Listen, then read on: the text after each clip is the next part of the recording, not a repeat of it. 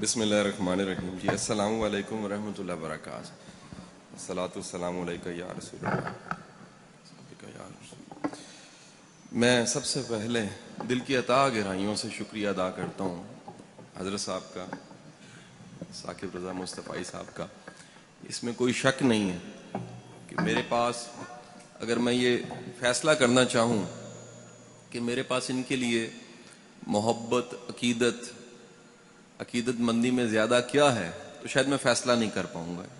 اس میں کوئی مبالغہ نہیں ہے کہ میری ان کے ساتھ ایک جو نسبت ہے وہ ادب والی نسبت ہے, اور وہ نسبت کی وجہ سرکار دو عالم صلی اللہ علیہ وآلہ وسلم کی ذات گرامی ہے. میں ان کے عشق کو دیکھتا ہوں تو رشک کی نگاہ سے دیکھتا ہوں کہ سرکار کی ذات سے عشق ہو تو وہ ثاقب رضا مصطفیٰ جیسا ہو. اس انداز کا اگر عشق ہو تو پھر قابل قبول ہے. میں بیٹا پڑھاتا ہوں, میرا تدریس کے ساتھ تعلق ہے, اور مختلف اداروں میں پڑھاتا گورنمنٹ کے یونیورسٹیوں میں بے شمار جگہ زندگی میں پڑھاتے آج یہاں اس مرکز میں موجود تھا.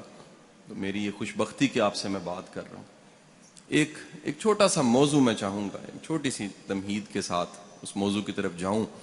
آج ساری کی ساری دنیا یہ بات کر رہی ہے کہ جو ایجوکیشن ہے, جسے تعلیم کہا جاتا ہے, یہ تعلیم دراصل کیا ہوتی ہے, اس کو ڈیفائن کیا جا رہا ہے.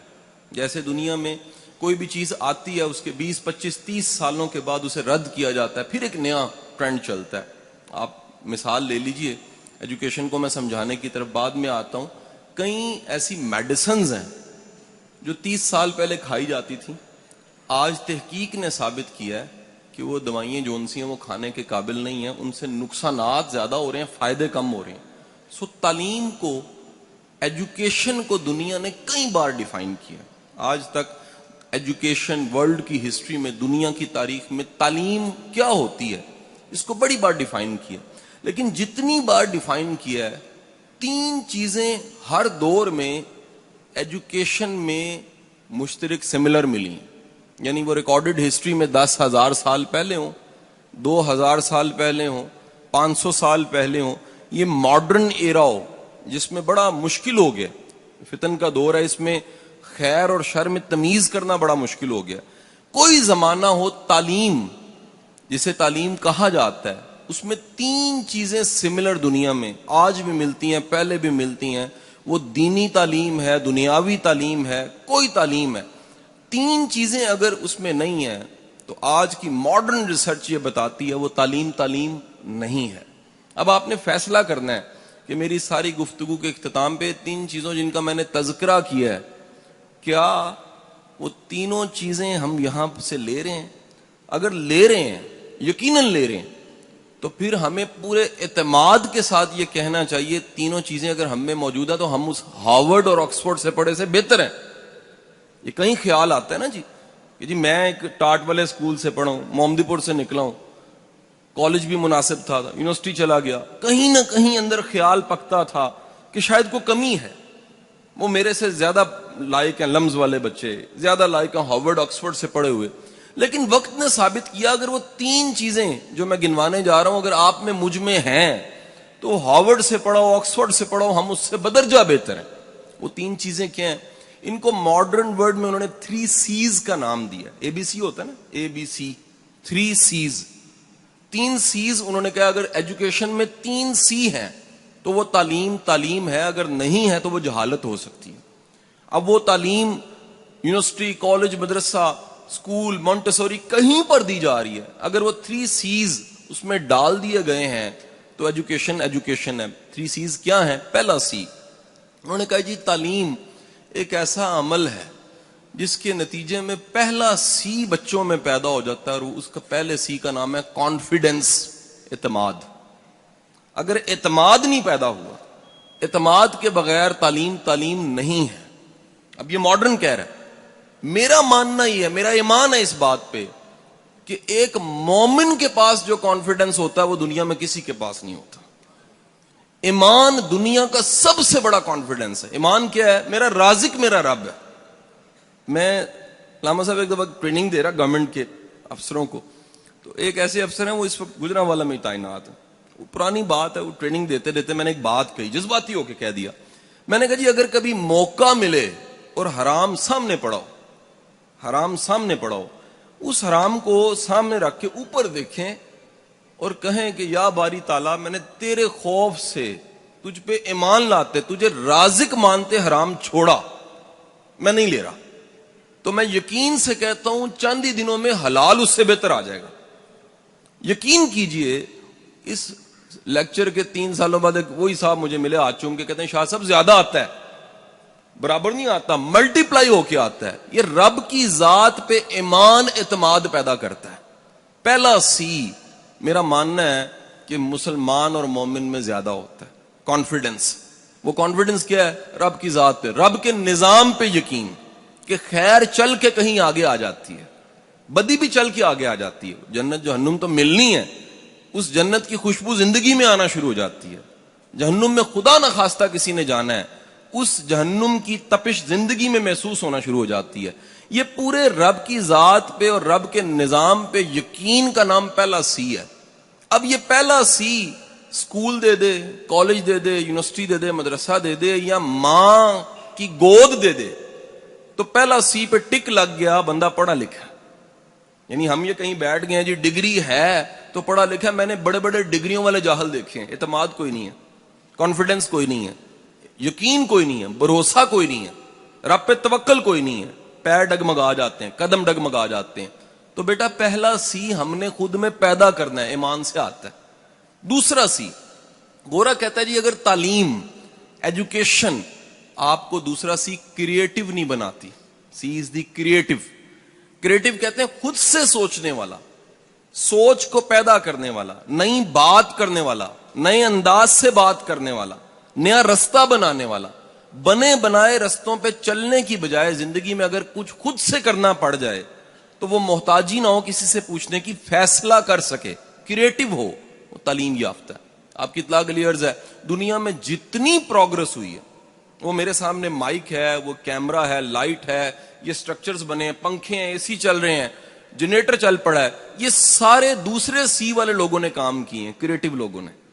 अगर ये क्रिएटिव ना होते तो दुनिया में कोई जिद्दत ना आती, कोई जिद्दत ना आती। ये सारी जिद्दत, मोबाइल, कैमरा, सेल्फी, हर चीज, ये जिद्दत वाले दूसरे सी वाले लोगों का काम है। ये दूसरे सी को क्यों कहा जाता है? अब जरा सुनिएगा, ये दूसरा सी कहा जाता है ताकि आपका जहन, आपका माइंड वो इम्कानात की दुनिया में रहे। यानी तालीम याफ्ता शख्स इम्कानात की दुनिया में रहता है। वो कहता है मेरा दरवाजा बंद नहीं हो सकता, रास्ता बंद नहीं हो सकता। क्यों बंद नहीं हो सकता? क्योंकि रब करीम ने वसाइल को बाहर और मेरी जात के अंदर पैदा कर रखा।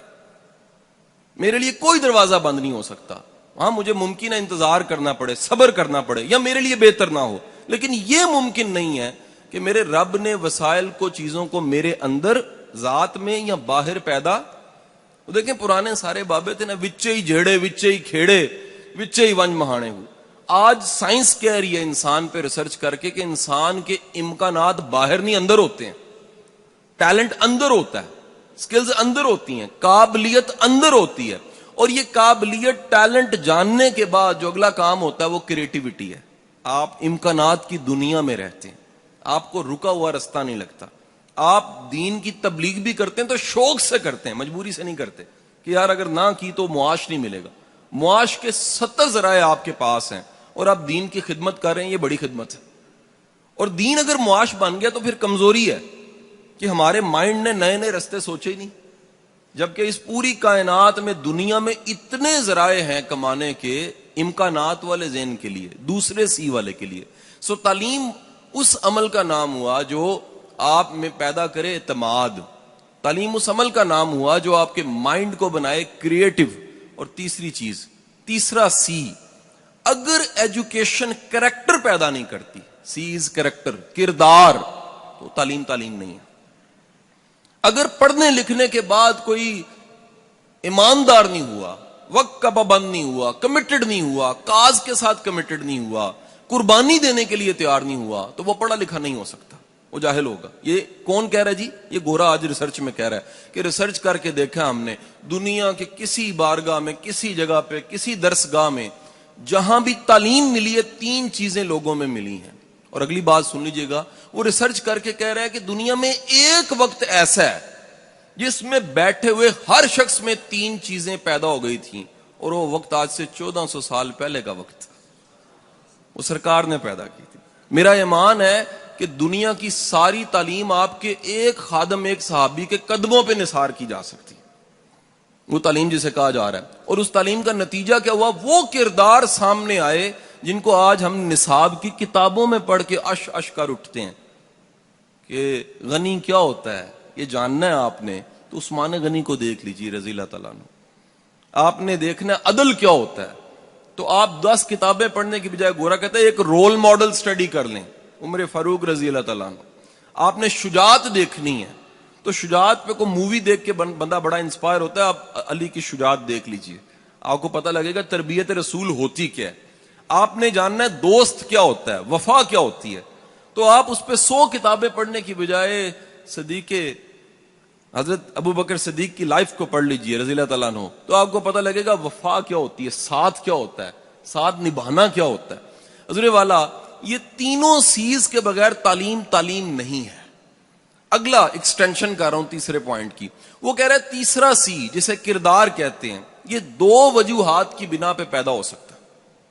2 طریقے ہیں لوگوں میں پیدا کرنے کے. یعنی آج ہمارا سب بولنے والے, بتانے والے, مبلغ, تبلیغ کرنے والے, ہم سب ساتھیوں کا ایک فکر, درد مندی ہے کہ امت کی ڈائریکشن ٹھیک ہو جائے, کریکٹر آ جائے ان میں. اگر کردار آ جائے تو بڑے مسئلے حل ہو جائیں گے جی, بڑے پرابلمز حل ہو جائیں گے. یہ تیسرے سی کے لیے گورا کہتا ہے 2 رستے ہیں. پہلا رستہ کیا ہے کہ سسٹم مضبوط ہو, لوگوں میں کردار پیدا ہو جائے گا. کیسے؟ ایک مثال سے سمجھاتا ہوں. میں کئی ممالک میں گیا ہوں, تو میں ایک فیملی کے ساتھ ہانگ کانگ میں تھا. تو میرا ہوسٹ, اس نے میرا جو اپارٹمنٹ تھا, کچھ دن رہنا تھا, 22ویں منزل پہ کروایا ہوا تھا. جو چھوٹی چھوٹی پتلی بلڈنگ ہے, 22ویں 30ویں منزل. 23ویں منزل پہ میں 22ویں میں بیٹھا ہوا, اس کی کال آئی, جی آئے نیچے, ہم نے کہیں جانا ہے. میں نیچے آیا, بچے تیار نہیں تھے, انتظار کرنے لگ پڑا میں. اس نے کہا شاہ صاحب تھوڑی دیر ہے, آپ کو ایک تماشا دکھاتا ہوں. میرے پینڈو لوگ ہیں تو سوچا کوئی باندر کا ہی تماشا ہوگا, لیکن تماشا کیا تھا, اس نے جیب سے اپنے پرس سے چند ڈالر نکال کے زمین پہ پھینک دیے. کہتا ہوں دیکھو کیا.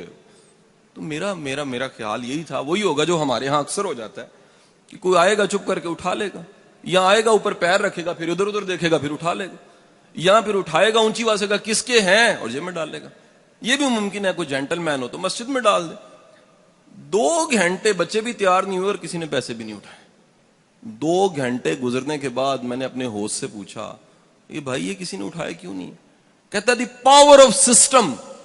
سسٹم اتنا طاقتور ہے یہاں کا, ہانگ کانگ کا. میں کہا کون سا سسٹم؟ کہتا کیمرے, جاسوس, بندے, سکینر, چیزیں ہیں, کوئی کسی کی چیز نہیں اٹھاتا.